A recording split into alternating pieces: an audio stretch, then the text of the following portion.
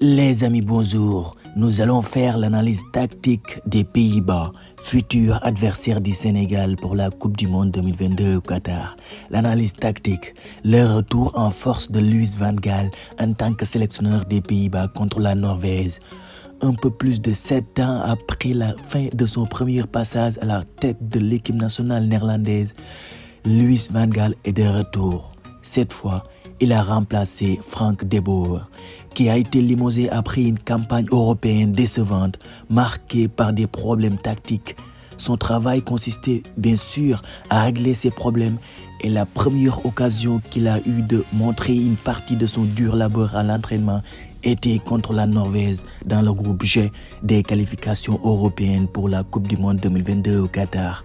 Avant le match, les Pays-Bas étaient deuxièmes de leur groupe et à un point du leader turc, mais à leurs adversaires de la nuit et le Monténégro à égalité de points avec eux. Une victoire était impérative pour maintenir leur campagne de qualification. La première chose que nous avons pu voir était bien sûr son entraînement qui a vu plusieurs figures clés du championnat européen tomber sur le banc.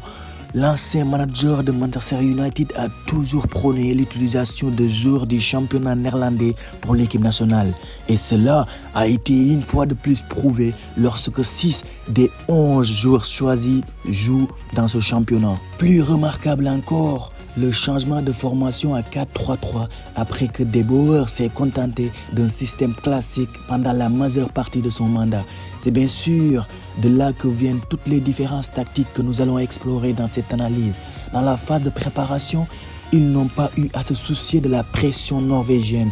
Leur forme est restée pratiquement inchangée dans ce qui peut être décrit comme un 2-3-4-1, avec Frenkie de Jong qui s'insère parfois entre ou sur le côté des défenseurs centraux et des latéraux qui avancent. Les deux autres demi-offensifs étaient avancés et se plaçaient entre les lignes, où le positionnement de David Klaassen était plus central que celui de Georginio Wijnaldum, alors que Cody Gakpo restait assez serré à gauche tandis que Steven Berghuis était souvent resté sur la ligne de touche à droite. Memphis Depay, comme toujours, était libre de circuler entre les lignes.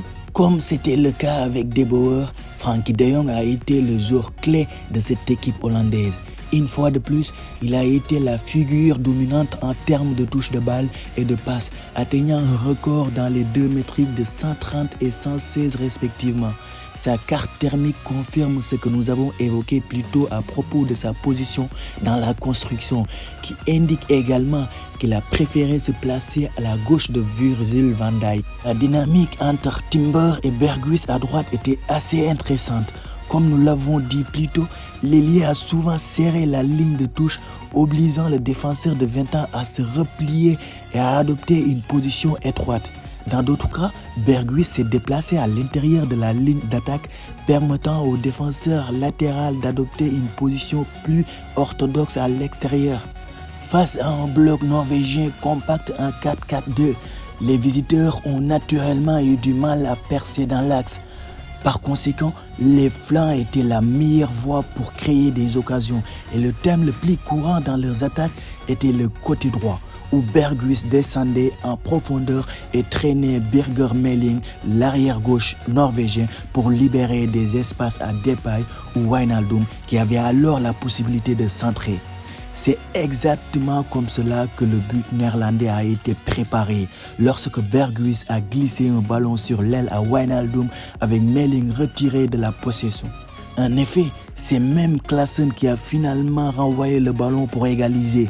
La mise en place des Pays-Bas avec le ballon a également permis une contre-pression, ce qui a été un facteur clé dans leur domination de la possession du ballon puisqu'ils ont vu plus de 65% de possession. La Norvège a perdu le ballon dans sa propre moitié de terrain à 8 reprises, plus souvent que dans la moitié de terrain néerlandaise, ce qui témoigne d'une bonne application de la contre-pressing par les visiteurs. En effet, même si les locaux ont pu s'échapper en contre-attaque, ils avaient aussi une grande qualité en attaque pour punir la défense néerlandaise. Et cette qualité vient principalement d'un homme nommé Erling Haaland.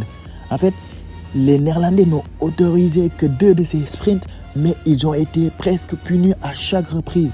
Sur la première, Jens Peter Hauck a tiré Haaland vers le but à la 16e minute, mais la vitesse de Justin Bijlow sur la ligne a sauvé la mise. La deuxième fois, une contre-pressing ratée. Martin Odegaard a glissé un petit ballon pour l'attaquant du Borussia Dortmund dans une situation similaire et cette fois-ci, c'est l'intérieur du poteau qui a sauvé les visiteurs. Sans ballon, dans une attaque organisée, les Pays-Bas se retrouvent dans un 4-1-4-1, compact verticalement avec des ailiers en retrait. Ils n'ont pas vraiment poussé haut sur le terrain, bien que Depay ait fermé le gardien quand il le pouvait et que les ailiers aient essayé de repousser les latéraux lorsqu'ils recevaient des ballons dans des espaces restreints, mais pour la plupart, ils ont attendu à la limite du tiers offensif. Dans l'ensemble, dans ce match, il s'agit d'un retour solide sous la houlette de Van Gaal, compte tenu du manque de temps pour se préparer en profondeur et de la qualité de leurs adversaires norvégiens. Le changement simple et vertical du style de football de Bauer qui visait à étirer l'opposition dans toutes les directions à la possession contrôlée de l'ancien entraîneur du Bayern Munich a semblé assez fluide car aucun des joueurs n'a semblé particulièrement mal à l'aise dans son nouveau rôle. En plus de dominer la possession du ballon, ils ont également eu la nette majorité des tirs avec 17 contre 7 tirs concédés. Le Sénégal de Aliou Cissé doit se préparer contre cette belle équipe néerlandaise. Donnez-moi votre avis dans les commentaires. On se retrouve à bientôt dans de nouvelles vidéos.